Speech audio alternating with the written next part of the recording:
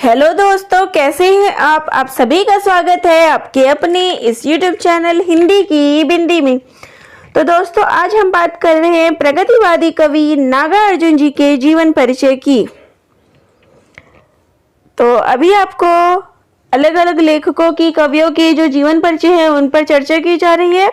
तो आज हम इसी के अंतर्गत प्रगतिवादी कवि नागार्जुन जी के जीवन परिचय की चर्चा करने वाले हैं। तो नागार्जुन जी का जन्म 30 जून 1911 ईस्वी का हुआ था। जन्म स्थान तरोनी गांव, दरभंगा, बिहार। कहीं कहीं उनका जन्म स्थान जो है वो सतलखा गांव भी दिया जाता है। तो सतलखा गांव जो था इनका ननिहाल था, यानी इनका जो नाना गांव था वो था सतलखा बिहार, और जो इनका मूल गांव था वो तरोनी गांव, दरभंगा, बिहार था। इनका वास्तविक नाम जो था वो वैद्यनाथ मिश्र है, और हम इनको जो है नागार्जुन जी के नाम से जानते हैं। मैथिली में इनकी जो कविताएं थी वो यात्री नाम से छपती थी। तो इनको हम अलग अलग नामों से जानते हैं। इनके पिता का नाम गोकुल मिश्र है, माता का नाम उमा देवी, पत्नी अपराजिता देवी। इनका निधन जो है वो 3 नवंबर 1998 ईस्वी को हुआ था। अब विस्तार पूर्वक इनका जीवन परिचय देखते हैं। तो नागार्जुन जी का जन्म 30 जून 1911 ईस्वी को तरोनी गांव, दरभंगा, बिहार में हुआ था। इनके पिता का नाम गोकुल मिश्र और माता का नाम उमा देवी था। तो ये जो गोकुल मिश्र थे उनकी 4 संतान, इनके बचपन को लेके भी जो है एक कहानी है कि इनके पिता की जो 4 संतानें थी वो समाप्त हो चुकी थी। तो ये जो नागार्जुन जी थे वो इनके माता पिता की 5वीं संतान हैं, और इनके माता पिता को लगा कि ये भी अन्य बच्चों की तरह ये भी हमें छोड़ के चला जाएगा। तो इनके बचपन का नाम जो था वो ठक्कन रखा गया था। तो इनके बचपन का नाम ठक्कन था क्योंकि उन्हें लगा कि ये भी हमें बाकी 4 संतानें जैसे हमें ठग के चली गई है, वैसे हमारी ये 5वीं संतान भी हमें ठग के चली जाएगी, हमें छोड़ के चली जाएगी। इसी कारण उन्होंने इनका नाम ठक्कन मिश्र रखा था। लेकिन जब ये ठीक ठाक हो गए, सब कुछ ठीक रहा, तो काफ़ी समय के बाद इनका नामकरण हुआ, और इनके पिता ने इनको बाबा वैद्यनाथ, जो कि देवघर में है, उसका प्रसाद समझकर जो इनका नाम है वो वैद्यनाथ मिश्र रखा, क्योंकि इनके पिताजी जो थे वो शंकर जी के उपासक थे, उनको मानते थे, और उन्होंने इन्हीं की कृपा, इन्हीं का आशीर्वाद समझा, तो इनका नाम जो है वो वैद्यनाथ मिश्र रखा था। इनकी माताजी का देहांत जो है ये जब 3 वर्ष के थे तभी हो गया। इनके पिता ने ही इनका पालन पोषण किया था। इनकी प्रारंभिक शिक्षा जो है वो नागार्जुन के जो अपने गांव थी सतलखा, उसी गांव में हुई थी। उसके बाद ये आगे की पढ़ाई करने वाराणसी चले गए। कुछ समय पश्चात ये कोलकाता गए और वहीं अपनी पढ़ाई पूरी की, और फिर वहां पे अध्यापन कार्य करने लगे। घुमक्कड़ और अक्खड़ स्वभाव के कारण इन्होंने संपूर्ण भारत की यात्राएं कई बार की है। 1936 ईस्वी में श्रीलंका की यात्रा की इन्होंने, और बौद्ध धर्म से इन्होंने दीक्षा ग्रहण की है। नागार्जुन बाबा के नाम से भी प्रसिद्ध है, तो इनको हम बाबा के नाम से भी जानते हैं। यात्री और नागार्जुन इनका उपनाम है। तो अगर उपनाम पूछा जाए परीक्षा में तो यात्री और नागार्जुन जो है वो वैद्यनाथ मिश्र जी का उपनाम है। इन्होंने संस्कृत और मैथिली की रचनाएं यात्री नाम से लिखी है। नागार्जुन प्रगतिवादी विचारधारा के लेखक व कवि हैं। 1945 के आसपास साहित्य क्षेत्र में जो है इन्होंने अपना कदम रखा।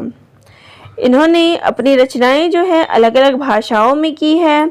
तो इनकी रचनाएं जो हमें मैथिली, हिंदी, संस्कृत, बंगला आदि भाषाओं में मिल जाती है। लोक जीवन, प्रकृति, समकालीन राजनीतिक स्थिति का चित्रण जो है इनकी कविताओं में हमें देखने को मिलता है। 1929 से 1997 लगभग 68 वर्षों तक जो है इन्होंने अपना लेखन कार्य किया है। इनको जो है जनता जो है लोग अलग अलग नामों से जानते हैं। जनता के चारण कवि के नाम से भी ये जाने जाते हैं। नागार्जुन को गरीबों के कवि के नाम से भी जाना जाता है।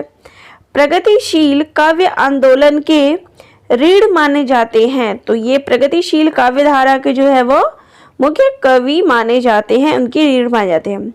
प्रगतिवाद का शलाका पुरुष इनको कहा जाता है। तो ये जो है वो इम्पोर्टेंट है कि अगर एग्जाम में पूछा जा सकता है कि प्रगतिवाद का शलाका पुरुष किसे कहा जाता है, तो वो है नागार्जुन को। अब इनकी रचनाएं कौन कौन सी है? तो इनकी रचनाएं हैं युगधारा 1956 ईस्वी, सतरंगी पंखों वाली 1959 ईस्वी, प्यासी पथराई आंखें 1962 ईस्वी, भस्मांकुर खंड काव्य है 1971 की मछलियां 1975 ईस्वी, खिचड़ी विप्लव देखा हमने 1980 ईस्वी, तुमने कहा था 1980 ईस्वी, हजार हजार बाहों वाली 1981 ईस्वी, पुरानी जूतियों का कोरस 1983 ईस्वी, रत्नगर्भ 1984 ईस्वी, ऐसे भी हम क्या ऐसे भी तुम क्या 1984 ईस्वी, आखिर ऐसा क्या कह दिया मैंने 1986 ईस्वी, इस गुब्बारे की छाया में 1990 ईस्वी, भूल जाओ पुराने सपने 1994 ईस्वी, अपने खेत में 1997 ईस्वी, भूमिजा प्रबंध काव्य है। अब इनके उपन्यास, ये तो इम्पोर्टेंट है, परीक्षा में बहुत बारी आ चुके हैं इनके उपन्यास, तो इनको ज़रूर देखिएगा। तो ये जो है वो इम्पॉर्टेंट है। इनके सारे उपन्यास जो है इनका क्रमवार या किसी भी तरीके से परीक्षा में जरूर आया है एक न एक बार।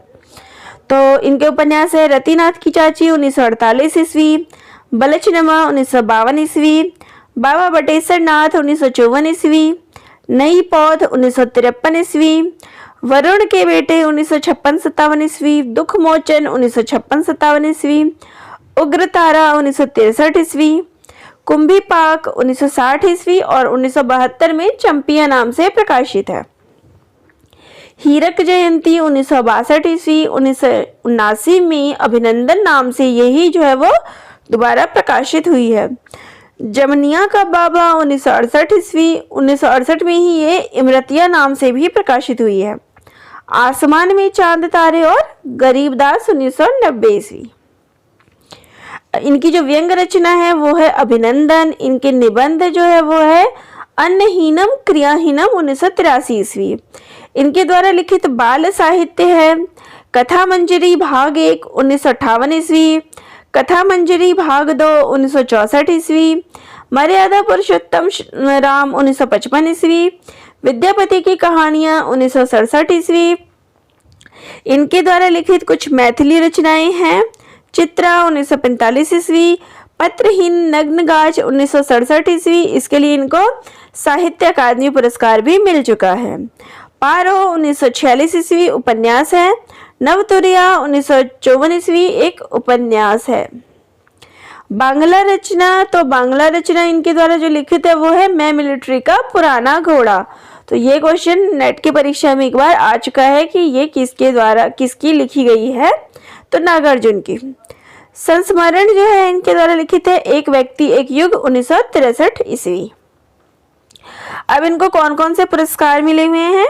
मैथिली में पत्रहीन नग्नगाछ पर इनको साहित्य अकादमी पुरस्कार 1969 ईस्वी में मिल चुका है।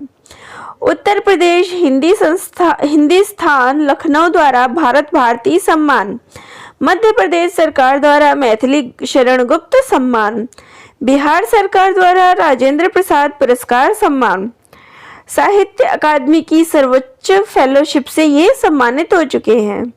पश्चिम बंगाल सरकार द्वारा राहुल सांकृत्यायन सम्मान। इनकी भाषा शैली कैसी है? तो छंद मुक्त और छंदबद्ध दोनों प्रकार की शैली का प्रयोग इन्होंने अपनी भाषा में किया है। संस्कृत भाषा के प्रयोग के साथ ही इन्होंने अपनी भाषा में आम बोलचाल की भी भाषा का प्रयोग किया है। मुक्त बातचीत की शैली का प्रयोग इनकी भाषा में देखने को मिलता है। देसी बोली के शब्दों से लेकर संस्कृत निष्ठ शब्दावली का प्रयोग इनकी भाषा की विशेषता है।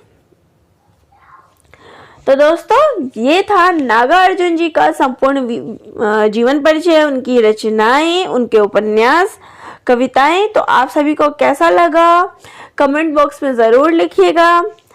अगर आपके मन में फिर भी कोई डाउट हो, कोई चीज़ आपको नहीं अच्छी लगी हो, तो वो भी कमेंट बॉक्स में बताइएगा। अपने अच्छे और बुरे कमेंट, दोनों तरह के कमेंट बताइए, ताकि अगर कुछ गलती हो तो उसको भी सुधार सके।